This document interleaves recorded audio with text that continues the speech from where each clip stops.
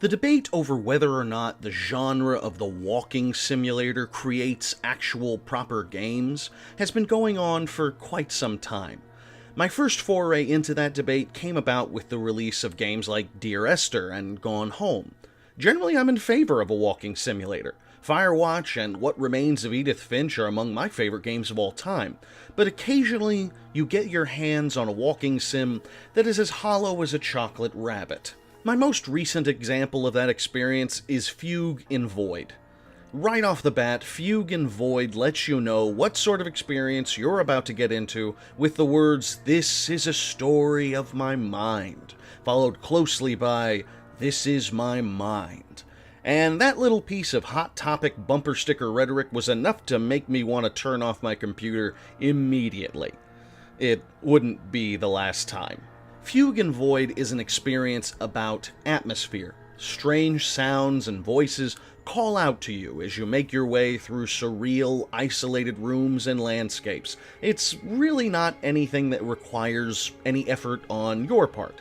In fact, Fugue in Void drives that point home by starting the game with 10 full minutes of ponderous, tedious imagery. In fact, when the game actually got to the part that I could play, I was actually shocked. By that time, I'd almost forgotten that this was meant to be something I could interact with.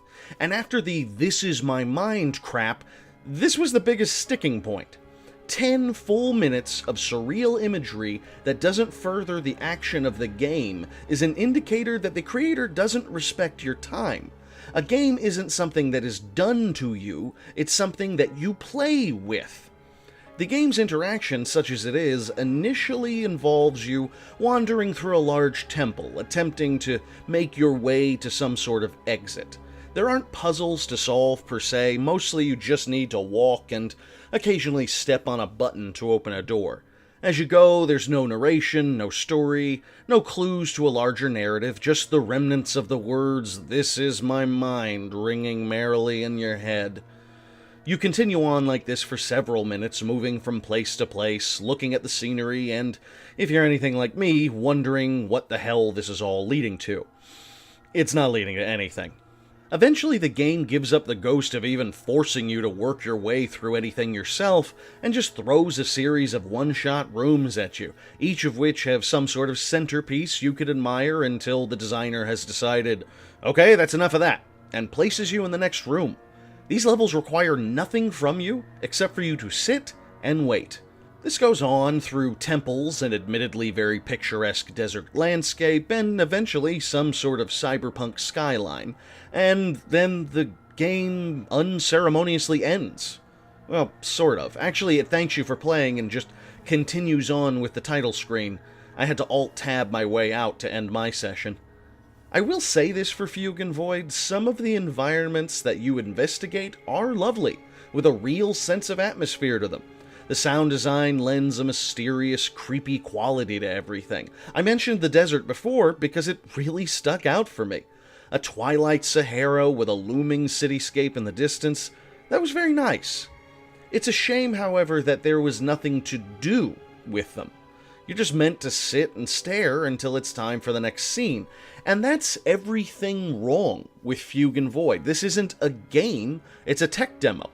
At so many of the areas, I couldn't help but think, yes, this is very pretty indeed. I wonder what I could do if it weren't for the limits of, well, everything. Sitting and looking isn't a game, it's a slideshow. This is a game about my mind. Good fucking God. If the creator of this game was dead serious with that live journal line, then they need to do some soul searching, because if that's true, then their mind is very pretty, but completely devoid of any sort of substance. I never get frustrated like this about games that are complete trash, because at least you know what you've got with those games. Imagine getting a present that is wrapped in pretty, shiny paper with a big red bow on the top, and you open it up and nothing's inside. What a goddamn bummer.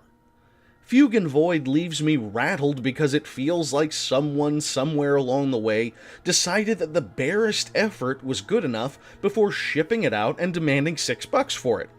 Well, I don't think anyone ought to pay $6 for this. I've argued against gamers in the past who claimed that the weakness in a walking sim is that a person could watch someone else play it and get the exact same experience, which I don't believe is true. I got something personally from playing Dear Esther, and that's essentially a short story you wander your way around. But Fugue In Void does nothing to entice your average gamer. If I had any advice for its creator, it would be this. Take that atmosphere you worked so hard to develop, and then, and hear me out on this one, make a game from it.